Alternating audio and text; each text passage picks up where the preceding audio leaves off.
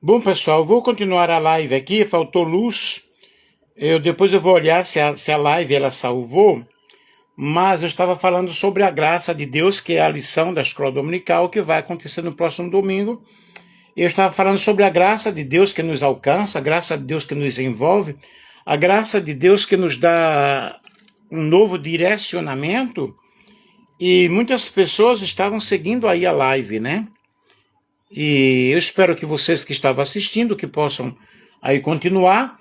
E falando sobre essa graça de Deus, que a graça é favor imerecido, quando eu alcanço a salvação, o perdão dos meus pecados, essa restauração, e na outra live, oi Renivaldo, tudo bem? Você é de São Paulo, não é isso? Então eu preciso agora fazer o quê? Crescer na graça de Deus. Uma vez que eu aceitei a graça, uma vez que a graça me alcançou, como nos aproximar do trono da graça? Hebreus 4:16. A lição diz: crescer na graça e no conhecimento de Cristo pressupõe amadurecimento espiritual contínuo. 2 Pedro 3:18. Eu preciso crescer nessa graça do Senhor, nesse conhecimento. Assim, lembrei de você, Rinivaldo. Um abração para você, viu? Nesse crescimento da graça de Deus. E eu vou crescendo através da oração, através do estudo da palavra de Deus, através dos meus momentos de devoções espirituais e no conhecimento de Cristo. Como o conhecimento de Cristo? Eu vou estudando a Bíblia, eu vou aprendendo sobre Jesus quando eu estudo as Escrituras, quando eu aprendo através das Escrituras. Assim, o acesso junto ao trono da graça acontece com confiança. Eu preciso ter essa confiança, ter essa fé para me aproximar do trono de Deus, acreditar na obra redentora de Jesus e crer que ele removeu a barreira do pecado, né? E é um convite que nós temos para nos aproximarmos do trono da graça de Deus, que é uma das declarações que nós observamos no livro de Hebreus.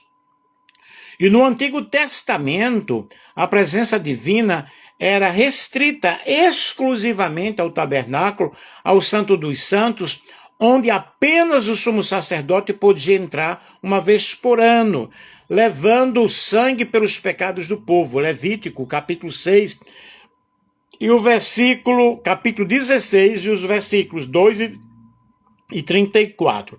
Mas em Cristo, na nova aliança, no Novo Testamento, nós vemos que uma vez para sempre o véu foi rasgado de alto a baixo.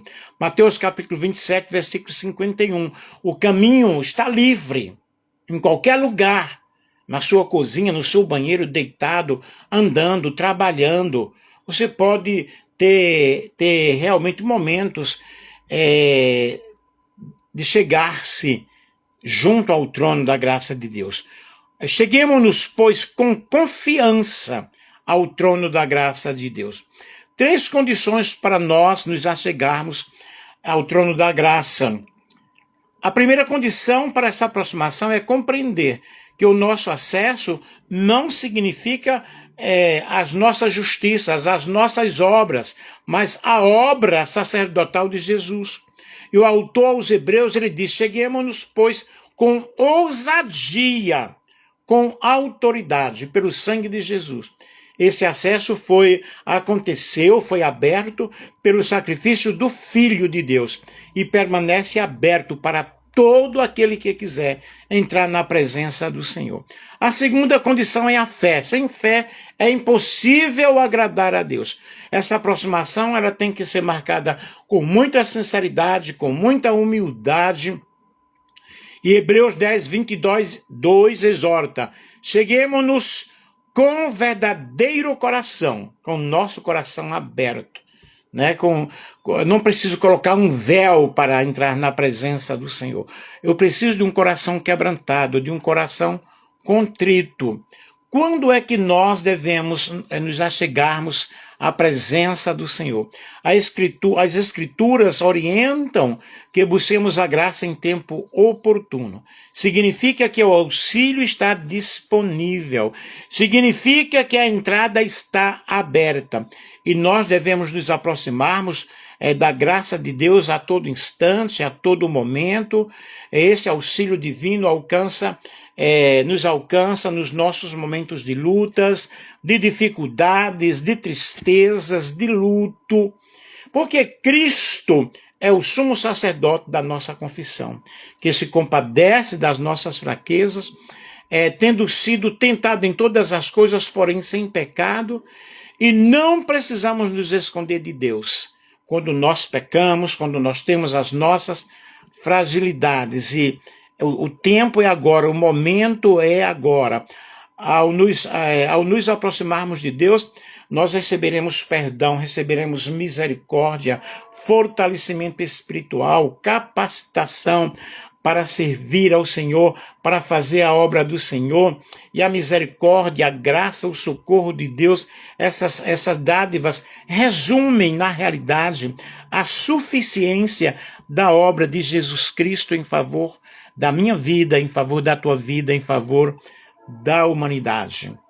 A misericórdia de Deus, ela responde à nossa miséria espiritual. Eu disse na live anterior que estamos chagados, né? O profeta Isaías fala que nós estamos chagados dos pés à cabeça. As nossas justiças são como trapo de imundícia. Mas nós precisamos entrar na presença do Senhor. Entrar na presença de Deus. Louvado seja Deus. Então, queridos, a salvação é mediante a fé, né? Mediante a graça de Deus. O Concílio de Jerusalém reafirmou que a salvação é concedida somente pela graça do Senhor, e essa salvação é mediante a graça de Deus. Eu devo me apossar, você deve se apossar. A salvação é um dom de Deus, concedido gratuitamente, pela graça e misericórdia. E a fé é o meio pelo qual nós recebemos a nossa salvação. Mas a salvação em si é um ato divino que não depende dos nossos méritos. Oi, Rinivaldo, tudo bem? Depende realmente do sacrifício de Jesus. É um dom imerecido, que exige uma resposta de fé e de arrependimento. Ela não é uma conquista humana, mas é uma restauração completa. Mediante a graça de Deus, mediante a misericórdia do Senhor. Agora eu não estou no Zap, querido, agora eu estou fazendo uma live. É um processo dinâmico que culmina na plenitude da redenção, abrangendo o passado, abrangendo o presente e abrangendo o futuro. Abrangendo os santos do Velho Testamento também. A graça de Deus alcança a todas as pessoas. Glorificado seja o nome do Senhor. E nós precisamos acreditar que a nossa salvação vem somente através de Jesus Cristo. Porque a salvação é dom de Deus. Porque pela graça sois salvos, né? Não vem de vós, é o dom do Senhor. E a centralidade da salvação, a carta do apóstolo Paulo aos Efésios, apresenta uma das declarações mais claras e profundas sobre a salvação cristã. Em Efésios 2, 8 e 9, porque pela graça sois salvos mediante a fé. Portanto, coloquem na mente de vocês que a salvação é um ato da graça divina, que é o favor imerecido. A fé é o meio, não como mérito. Paulo afirma que a salvação é mediante a fé. A fé não é a causa da salvação, mas é o meio pelo qual o ser humano recebe o perdão dos seus pecados. E aí nós temos a exclusão das obras humanas. Em Efésios capítulo 2, versículo 9, nós vemos bem claro que a salvação não vem pelas obras, para que ninguém se glorie, mas ela vem porque você aceitou Jesus, porque você procura andar em obediência à palavra de Deus. E quando nós compreendemos a salvação através da fé, através da graça de Deus, mediante a fé, né? Nós vamos aos pés de Jesus, nós nos entregamos a Ele de corpo, alma e espírito, Eu te digo nesta tarde que Deus, Ele nos oferece a salvação gratuitamente. Que a salvação possa entrar no teu lar, na tua casa, neste momento. Louvado seja o nome do Senhor. A salvação é pela graça, por meio da fé, claro, né? Pela graça mediante a fé, sim. Esses são temas essenciais para nós entendermos o conceito bíblico de salvação. Então, desde a queda de Adão e Eva, a humanidade não podia salvar-se pelas suas próprias forças, pelas suas obras. Romanos 3,23 diz que todos pecaram e carecem da glória de Deus. E no Antigo Testamento nós vemos que a salvação sempre foi pela graça. Gênesis 6,8 diz que Noé, porém, achou graça aos olhos do Senhor. Embora a humanidade estivesse corrompida, Deus demonstrou a sua misericórdia, o seu ato de bondade e ofereceu uma chance de salvação a Noé e a sua família. E essa graça foi um reflexo de oferta de salvação que seria consumada na obra de Cristo. Como ser salvo pela graça por meio da fé? Aceitando a Jesus como Salvador, crer no sacrifício de Jesus, e João 14,6 diz, eu sou o caminho, a verdade e a vida, ninguém vem ao Pai a não ser por mim. Então eu preciso realmente que Deus, Ele provou o seu amor para convosco, em que quando nós éramos ainda pecadores, Cristo morreu em nosso favor, Cristo morreu em nosso lugar. E no Antigo Testamento a salvação era simbolizada pelo sacrifício de animais, que serviam como uma sombra de sacrifício perfeito de Jesus. Hebreus 9:22 afirma, e quase todas as coisas, segundo a lei, se purificam com sangue, e sem derramamento de sangue não há remissão de pecados. Pela graça sois salvos, nós temos aí os passos essenciais, eu vou te falar aqui. Crer em Jesus, né? A salvação começa com a fé, e a Bíblia deixa isso muito claro. Arrepender-se, ok? O arrependimento é uma mudança profunda em nossas vidas.